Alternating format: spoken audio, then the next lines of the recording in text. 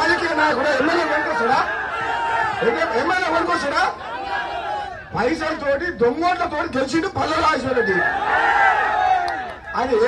ఆయన రాజకీయ ప్రస్థానం ఏది? ఎక్కడి నుంచి వచ్చిండు పల్లె రాజశేఖరరెడ్డి? తెలంగాణ ఉద్యమాలు ఉన్నారా? మీరందరూ నన్ను తెలంగాణ 2009లో నన్ను ఎంపీగా గెలిపిస్తే కాంగ్రెస్ పార్టీ ఎంపీలందరితో కలిసి పార్లమెంట్ లో వెళ్లిపెట్టి తెలంగాణ తీసుకురావాలి నేను. అప్పుడు ఎడబట్టుకుని పల్లె రాజశేఖరరెడ్డి ఉన్నారా? జనగామ అసలు జనగామ ఏ ఊరినది? జనగామకి ఏ సంబంధం? ఎక్కడికి వెళ్ళి వచ్చిండు?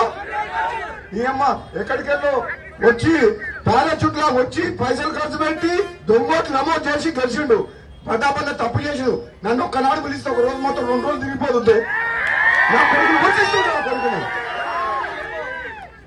నిజంగా చెప్పాలంటే ప్రతాపన్న సేవ చేసిండు ఈ కాన్ఫరెన్స్ కి. కొమ్మూరు ప్రతాప్ రెడ్డి గారు అంటే ఒక చరిత్ర ఉంది ఆయన ఉద్యమంలో. ఇట్లా పేదల కోసం కష్టపడ్డ వ్యక్తి కొమ్మూరు ప్రతాప్ రెడ్డి. ఎక్కడ మీ దురదృష్టం పాడుగాను ఆ బ్రోకర్ గారు వచ్చి పడ్డాడు. ఇప్పుడు మీకు మీకు ఏం చెప్తున్నా, ఒక శుభవార్త ఏం చెప్తున్నా అంటే, మొన్న టీఆర్ఎస్ అధికార దుర్వినియోగం చేసి ఫోన్ ట్యాపింగ్ చేసి పోలీస్ టీంలలో పైసలు తీసుకొచ్చి మొత్తం 39 మంది ఎమ్మెల్యేలు గెలిచిండు. ఇప్పుడు ఫోన్ ట్యాపింగ్ కేసు వ్యవహారం వచ్చి ఇన్వెస్టిగేషన్ దర్యాప్తు అవుతుంది. దాంట్లో ఒక్కొక్కటి బయటపడుతున్నది.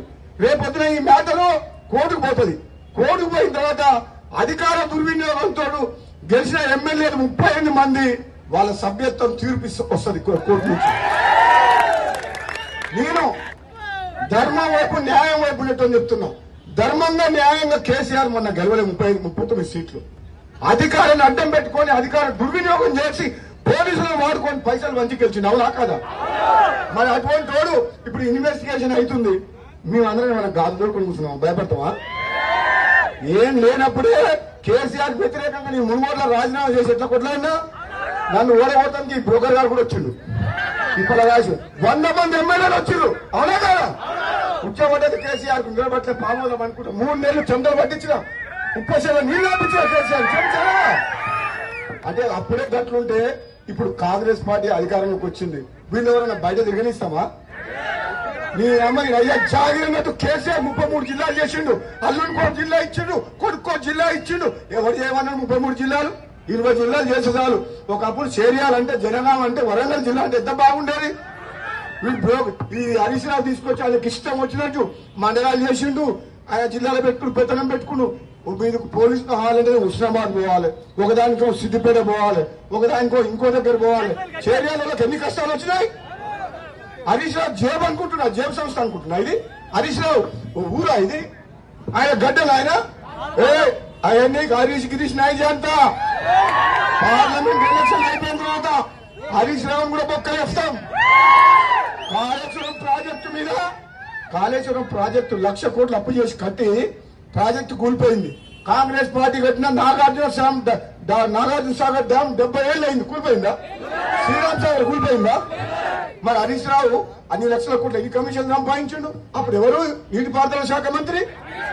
మరి ఇప్పుడు దర్యాప్తు మొదలైంది. ఉంటారా మనోడు బయట? ఒకటే తిరుగుతాడు. పొద్దుకి తిరుగుతున్నావు కదా, ఈ తిరుగుడు బంద్ చేయి, జైల్లో పోయి పడుకోబో. వదిలిపెట్టమా? 10 ఏళ్ల పాటు అధికారాన్ని అడ్డపెట్టుకొని కేసీఆర్ కుటుంబం దోసుకునేంత కక్కిస్తాం. మొత్తం వాళ్ళ దర్యాప్తు చేసి మొత్తం జైల్లో పడేస్తాం. పడేయాలా వద్దా? ఎవరి కోసం వచ్చింది తెలంగాణ? మేమందరం ఎంపీలో ఆ రోజు మీరు నన్ను ఆశీర్వదించి జనగామ నియోజకవర్గం హైయెస్ట్ మెజారిటీ ఇచ్చి నాకు గెలిపించిన ఎంపీగా మీ అందరి కోసం సోనియా గాంధీ తోటి కాంగ్రెస్ పార్టీ పార్లమెంట్ లో కొట్లాడి తెలంగాణ తీసుకురాలే. రేపు కేసీఆర్ ఒక్కడానికి కూడా వచ్చిన తెలంగాణ ఏందో ఆయన కొడుకు, ఆయన తర్వాత ఆయన ముఖ్యమంత్రి, ఆయన తర్వాత ఆయన కొడుకు ముఖ్యమంత్రి అంటే ఆయన బిడ్డంట, అల్లుడంట. అంటే ఇదొక తెలంగాణ రాష్ట్రం కాదు, ఇక్కడ ప్రజాస్వామ్యం లేదు. తెలంగాణ రాజ్యానికి నేను రాజుని, నా తర్వాత నా కొడుకు నీ అమ్మ వదిలిపెట్టేది లేదు. వదిలిపెట్టవా? ఈసారి మీరు చేయాలా? ఈ ప్రాంత ప్రజలంటే మీరు హామీస్తున్నారు కోమటిరెడ్డి రాజగోపాల్ రెడ్డిగా. మీ ముద్దు బిడ్డ మా పార్లమెంట్ సభ్యుని అంతకుముందు గతంలో నన్ను ఆశీర్వదించారు. ఈసారి నా తమ్ముడిని గెలిపారు. మీరు గెలిపిస్తారా? ఈ ప్రాంతం చేరియాల నియోజకవర్గం తమ్ముడు చెప్పినట్టు రెవెన్యూ డివిజన్ అవుతుంది. రేపు డెలిమిటేషన్ అయి కాన్సెన్స్ అయితే మళ్ళా చేరియాల కలెక్టరేట్ నియోజకవర్గం చేస్తామని చెప్పి చెప్తున్నాను.